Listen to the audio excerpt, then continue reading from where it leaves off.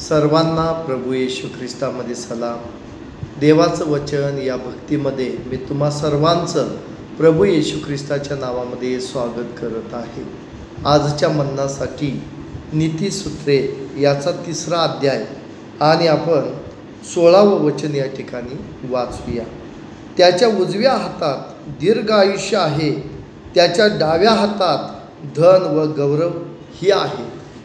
देवाचं वचन आज आपल्याला सांगत आहे की देवाच्या हातामध्ये उजव्या हातामध्ये दीर्घ आयुष्य आहे आणि देवाच्या डाव्या हातामध्ये धन आणि गौरव ही आहेत। आज आपण जगामध्ये जगत असताना तुम्हाला आणि मला दीर्घ आयुष्याची गरज आहे, तुम्हाला आणि मला धनाची गरज आहे आणि लोकांनी देखील या ठिकाणी देवाच्या नावामध्ये आमचं गौरव करावं, आम्हाला मान सन्मान द्यावा म्हणून ही देखील आपल्याला गरज आहे।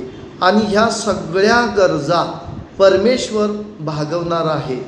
आम्हाला दीर्घ आयुष्य देखील तोच देऊ शकतो, धन देखील तोच देऊ शकतो, संपत्ती देखील तोच देऊ शकतो, गौरव देखील तोच आपल्याला देऊ शकतो। आणि त्यासाठी तुम्हाला आणि मला एकच गोष्ट करायची आहे आणि ती म्हणजे देवावरती विश्वास ठेवून त्याच्या चरणापाशी आपल्याला जाणं गरजेचं आहे।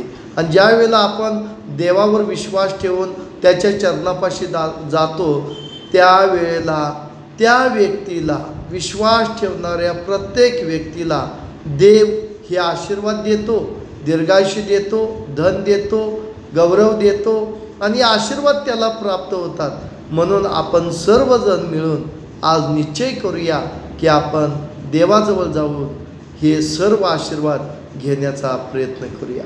देवाचं वचन आशीर्वादित करू आणि देव तुम्हा सर्वांना आशीर्वाद देव, तुमच्या कुटुंबाला आशीर्वाद देव, तुम्हाला चांगलं आरोग्य देव, देव तुमच्या सर्व इच्छा पूर्ण करो हीच मी देवाच्या चरणी प्रार्थना करत आहे। आपण प्रार्थना करूया। पवित्र देवा, आज आम्ही तुझ्या नावाला धन्यवाद देत आहे।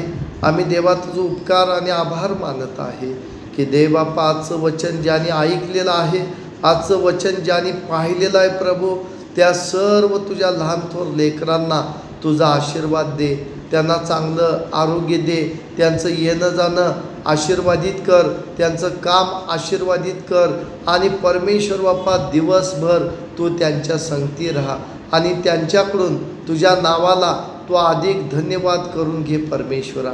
आणि आम्ही तुला पुन्हा प्रार्थना विनंती करत आहे की देवबापा त्यांच्या सर्व समस्येमधून, अडचणीमधून, भयानक परिस्थितीमधून तू त्यांना बाहेर काढ परमेश्वर बापा। त्यांना चांगलं आरोग्य दे, त्यांचं जीवन सुखाचं कर बापा, समाधानाचं कर, शांतीचं कर, आनंदाचं कर आणि तू परमेश्वरा किती चांगला आहेस याचा अनुभव त्यांना प्राप्त व्हावा म्हणून स्वर्गातून परमेश्वर बापा या सर्व लहान थोर लेकरांची आठवण करून तो त्यांना आशीर्वाद दे। येशूच्याच नावामध्ये मागतो म्हणतो बापा एक आमेन। माझ्या चॅनलला तुम्ही लाईक करा, शेअर करा आणि कमेंट बॉक्समध्ये तुमच्या प्रार्थना विनंत्या लिहून तुम्ही पाठवा। मी नक्कीच तुमच्यासाठी प्रार्थना करेन आणि माझा स्वर्गातील जिवंत देव तुम्हाला स्वर्गातून उत्तर देईल आणि तुम्ही त्या जिवंत परमेश्वराचं गौरव कराल। आमेन।